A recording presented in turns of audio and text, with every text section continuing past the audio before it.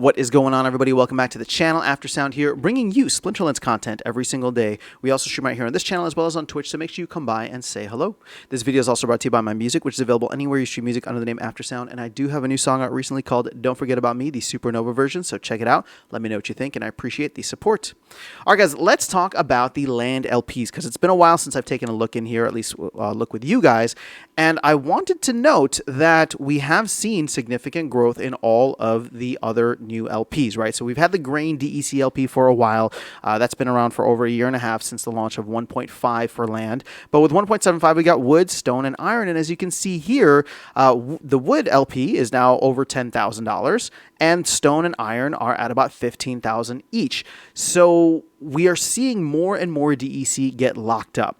Now, my expectation is that over time, these will all trend in the same direction as grain. They'll all have the same or similar depth to the amount of grain, which grain is at 67,000. So there is a lot of room to grow here. And if you just consider the fact that there's 5.5 million, 7.8 million, 7.8 million DEC versus the amount in grain, right? 34, we'll just say 35 million.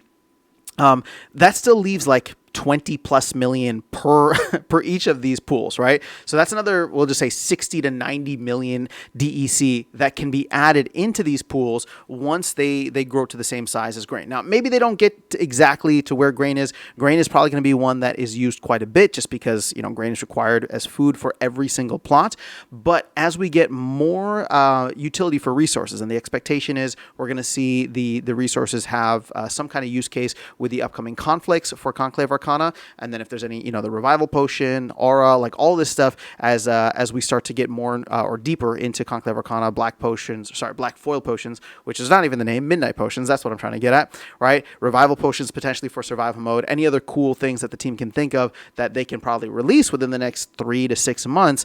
All of this is going to have an impact and cause there to be more trade activity. Now, what's fascinating though is, as you see here, my expectation was we weren't going to see as much trade activity on the other 3 resources as we do with grain, just because, everybody needs grain for the most part. But grain only has $13,000 in the last 30 days versus wood. Okay, wood is a little bit lower, 9,500. But then you take a look at stone, that's 16,000.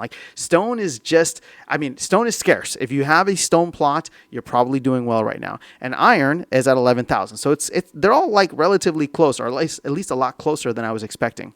Now, here's the thing though, before you get all excited, I'm going to share with you the relative APRs, right? So for grain, it's about 12%, and then wood, stone, and iron, they're all in the 40 to 60% range. But keep in mind that the prices are still in price discovery mode, and that's to the downside, right? We have been seeing a lot of the prices of these resources still fall, including grain, right? So you can see grain here, if you were to try to sell grain for DEC, it's now 0.009 DEC, and if you want to look at it the other way, it's 0.011 DEC in order to buy. So the thing is, I just try to look at it from a sell perspective, right? So 0.009. And you can see that all of the other resources, wood is 0.033, you can see stone here at 0.154, and iron at 0.389. These are continuing to fall still, right? Because there's still a lot of them being produced. And while I know we've had about a week or so of aura production and midnight potion production, we haven't really seen that create the kind of equilibrium or balance across everything, right? Everybody's still figuring out what am I turning on? What am I turning off? Am I getting more land online? Am I not? Am I switching things up, right? So there's just, it's just a massive kind of shift all around the game economy or the land economy, which is what makes it exciting, right? At least for me to see this stuff. So when you see those APRs there, if you're trying to calculate them, I would be wary of them. Again, that APR is a snapshot in time. It's with the current price or value, but as we move forward, if the prices continue to go down as they seek a proper equilibrium, that APR really doesn't mean much, right? Because the value of what you'd be putting in would essentially, the principal would be lost. Yeah, sure, you're making a good amount on the trade activity, but on the whole, you'd be down. That being said, though, in the long run, I love seeing the fact that there is a lot of trade activity here. I love seeing the fact that there are a lot of fees, a lot of resources and DEC getting burned, right? I wish there was something that was tracking how much DEC was burned for land specifically. There might be something, and if there is, please let me know if you guys know where it is. If not, then I'll try to ask around on Discord and share that with you if I can get that as a resource.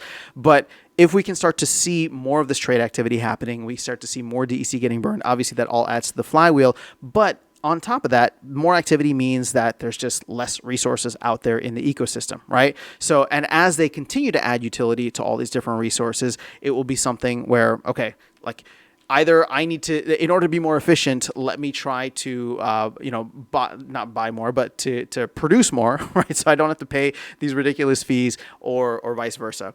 So that's just the quick land update that I had for you guys here. I should say the land LP update. I'll still do a land update as Cryptomancer did post something, so keep an eye out for that. But on the whole, we are moving in the right direction. It's a little bit slower than I was expecting, but at the same time, with price discovery mode, I think the last thing that anybody wants to do, and this is not financial advice, but I'm not doing it, right? The last thing that anybody wants to do is go and buy a ton of wood, stone, or iron, knowing that the value is going to decrease, right? So why would you go and buy it, especially if you're going to pay a 10% penalty, right, for purchasing it?